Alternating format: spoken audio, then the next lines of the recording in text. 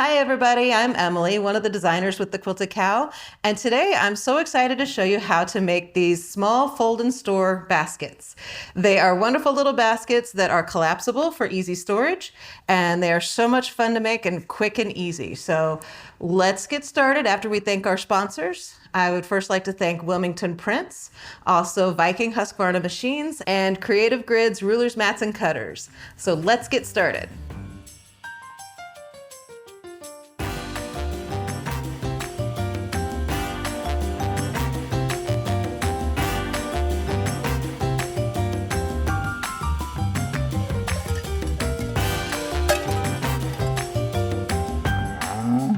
All right, so the first thing I want to tell you is that these little baskets, they are wonderful to keep candy in. You can keep your wonder clips in them, hair ties, just about anything that you might need to store a little bit of something in these baskets. Like I said before, they are collapsible, so you can store them easily. So make them for every holiday and every season. So you have wonderful options. Now, what you're going to do is you're going to head on over to thequiltedcow.com, grab yourself a kit. Also, this is a helpful heifer pattern. So each kit is going to include everything that you need to make 4 of these little baskets, and the pattern is included. So that's a wonderful thing about the helpful heifer. It is a paper pattern that's included in the kit. So if you want the postcard pattern, head on over to where the postcard patterns are sold, and you can get those online as well, or head on into the store and check them out there. Let's go ahead and start with our first step.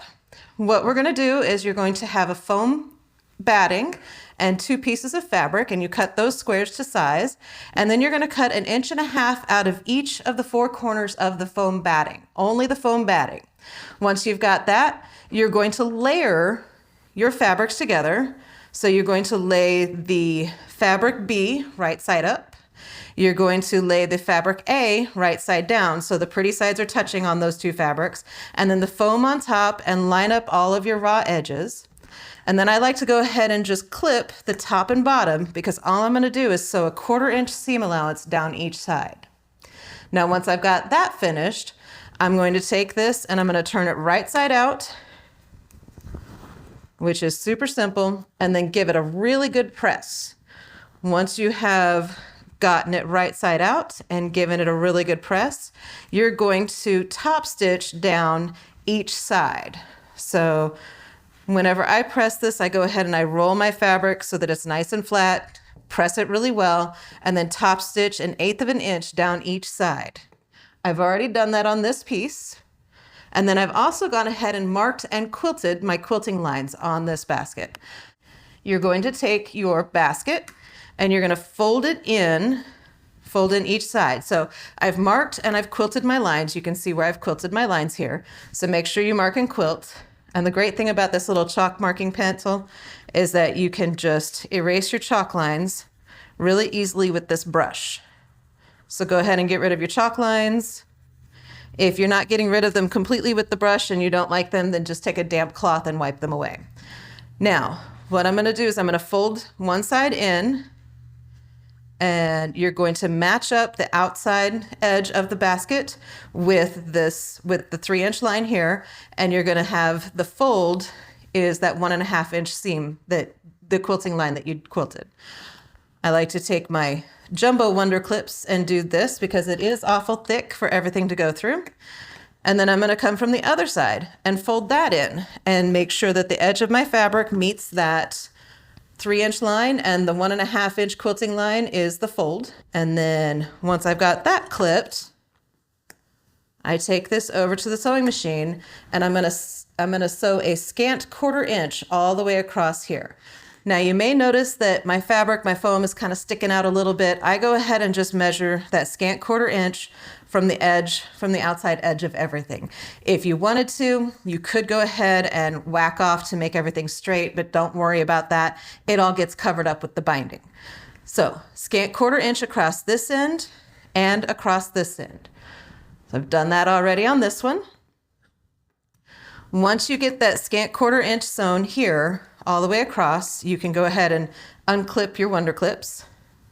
And the next thing you're going to do is go ahead and grab a friction pin. This is whenever I like to use the friction pin on this fabric because the chalk line doesn't always show up really well. you're going to measure 1.5 inches down from the outside edge, from that raw edge. From that mark to where the scant 1/4 inch touches the edge of the basket, where that edge of the basket is, you're just going to draw a line. Super easy. Like I said, this is just the next step. You're going to come back and go ahead and top stitch along there. I like to back stitch on these outside edges just to make sure everything is nice and secure. You can lock in your stitches really well. You can go ahead and back stitch the entire thing. Just make sure that everything is nice and secure because you are going to be folding and unfolding these baskets. Once you get your corners done, you can always double check and make sure that whenever you fold the basket out, that everything is going to be facing the right way, and everything is, so that's a good thing. But go ahead and leave your basket flat. You're going to take one of your binding strips, and this is really simple binding. It does get a little bit futzy, but that's okay. We can futz with it a little bit. But you're going to lay it right sides together, raw edges lined up, on top of where the basket, the outside of the basket is laying. And then you're going to fold this edge in and fold this edge in. So if you'll notice, you've got the 2 little folded edges there and 1 full strip across the top. And all I'm going to do is at this point, I'm going to take it to my machine. So 1/4 inch, and you can make it a slightly fat 1/4 inch just to make sure you cover that first seam that you did. So 1/4 inch, and you just want to make sure that everything stays nice and tight here. So if you need to, you can grab a clip, and let me get one of these big guys, and just clip that one edge, and then I just hold it like this so that whenever it sews through, it's actually going to pull this. Once I get about midway through, I'm actually going to tighten this up just a little bit, make sure that everything stays nice and tight here. You don't want it to bend anything, you just want to make sure that it's nice and tight. So I'm going to take this over to the machine. Join me whenever I come back and I'll show you what this looks like. All right. So as you can see, I sewed my binding on super quick and easy. I'm going to get rid of some long threads there. And the next thing is to go ahead and fold your binding over. So all I'm going to do is fold this edge up, and everything is nice and tight here. And it's folded over, so you're going to have finished corners. These side corners are going to be nice and finished. And then all I do is I kind of angle in the corner just a touch so that this part here is angled down just a little bit so that it's not sticking out the end. I don't know why, it's going to get folded over anyway, but it does seem to help.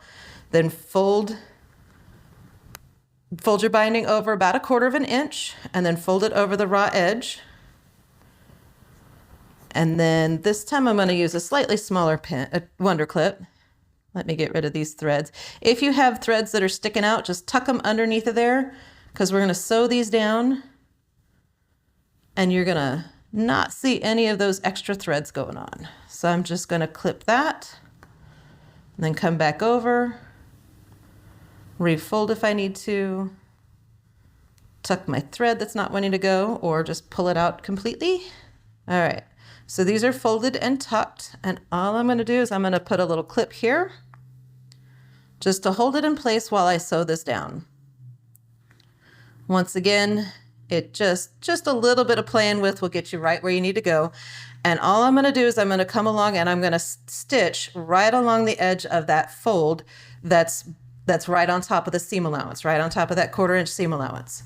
So I want my needle to run just right on top of that fold right there. So let's head over to the sewing machine and let's get this one done.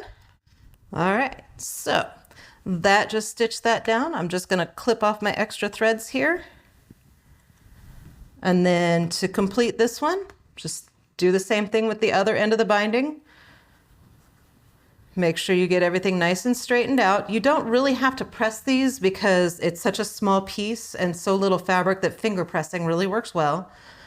And then also the other thing that I do like to do on the ends of these is I like to go ahead and top stitch, or I'm sorry, I like to go ahead and back stitch a little bit on the beginning and the end just to make sure it locks in all of those stitches. So all I'm going to do for this one is I'm going to take this over to the sewing machine and stitch this one down, and we're going to finish out this basket, and you'll see that it is truly a quick and easy little basket to make. And let me get this stitched down real quick and I'll be right back. All right, so that is just how easy it is to make these small fold and store baskets. Be sure to head on over to thequiltedcow.com, head on over to the website or into the store to grab yourself a kit. Each kit will make 4 of them. It has everything that you need to make all 4 of the baskets, including the paper pattern. Don't forget the postcard pattern that you can pick up in the store or online as well. Thank you so much for watching. Make sure you like and subscribe to our videos and keep getting these videos. Thanks so much. Have a great day. Okay, you wicked cool quilters, good job. You made it to the end. We would like to thank our sponsors, Husqvarna Viking Sewing Machines, Creative Grids, rulers, rotary cutters, and mats, and Wilmington Prints for the beautiful fabrics. Thanks for watching.